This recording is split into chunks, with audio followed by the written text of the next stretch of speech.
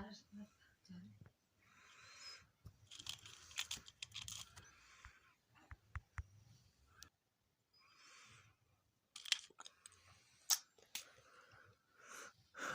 علیکم ورحمت الله وبرکاته. ملګرو دا مونږ الحمدلله زمرود پیدا کړي دي او موندلي هم دي ماشاءالله چې کوي ډېر زبردست. بس رزق دی الله پاک په کاڼو کې راکوي، چاله الله پاک په روډونو باندې ورکوي، چاله چې کوم دی الله جل جلاله قسمه قسم طریقو باندې الله جل جلاله رزق ورکوي مخلوقات الله.